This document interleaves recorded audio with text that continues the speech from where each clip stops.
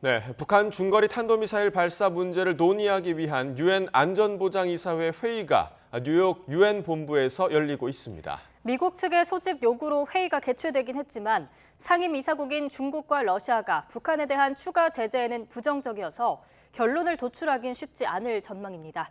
워싱턴 특파원 연결해서 자세한 내용 짚어보겠습니다. 권준기 특파원. 네, 워싱턴입니다. 네, 유엔 안보리 지금 열리고 있죠. 어떤 이야기들이 오가고 있습니까? 네, 유엔 안전보장이사회 회의는 조금 전인 우리 시간 새벽 4시부터 시작이 됐습니다. 칼레드 키아리 유엔 사무차장은 회의 시작과 함께 북한 미사일 발사에 대한 전반적인 브리핑을 했습니다. 북한이 그제 사거리 4,500km에 달하는 탄도미사일을 발사했고 이건 지역과 국제사회에 대한 안보 위협이자 또 안보리 결의의 명백한 위반이라고 비판했습니다. 유엔 사무처 측은 그러면서 지난달 초 북한의 핵무력 법제화를 언급하면서 북한 미사일 발사뿐 아니라 북한이 준비하고 있는 핵실험에 대해서도 유엔 안보리가 다뤄야 한다고 밝혔습니다.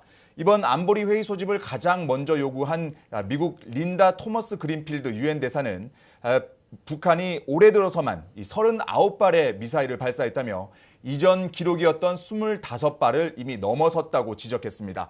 그러면서 북한은 복수의 유엔 안보리 결의를 위반했다며 이에 대한 국제사회 공동 대응을 촉구했습니다. 이후에도 알바니아, 프랑스, 아일랜드 대사 등이 돌아가면서 북한 미사일 발사를 규탄하는 발언을 이어가고 있습니다. 이사국 발언 가운데는 북한 미사일과 핵실험 준비뿐 아니라 북한 내 인권 문제에 대한 지적도 잇따랐습니다. 오늘 회의에는 안보리 이사국은 아니지만 우리나라와 일본이 이해 당사국 자격으로 회의에 참석했습니다. 이해 당사국은 이 참석은 가능하지만 표결권은 없습니다. 네, 북한 미사일 발사가 안보리 결의 위반이라는 점은 여러 차례 지적이 됐는데 실제로 이번에 제재안이 도출될 수 있을까요? 네, 결론부터 말씀드리면 부정적입니다. 오늘 안보리 회의 자체가 공개 브리핑 형식입니다. 공개 토의가 아닌 브리핑이라는 건 회의의 초점이 성명이나 결의에 맞춰진 게 아니라 각국의 입장을 듣는 차원일 가능성이 높습니다.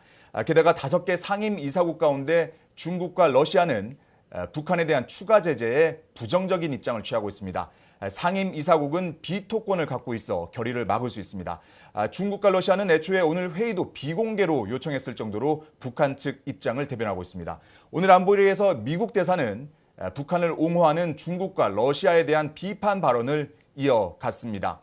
안보리 회원국 두 나라가 북한을 보호하고 있다며 북한의 거듭된 도발을 정당화하고 제재를 막는데 앞장서고 있다고 지적했습니다. 그러면서 이 두 나라 때문에 북한 김정은의 도발이 가능한 거라고 지적했습니다. 지금도 회의는 계속 이어지고 있는데요. 유엔 안보리 회의 결과 들어오는 대로 다시 전해드리겠습니다. 지금까지 워싱턴에서 YTN 권윤기입니다.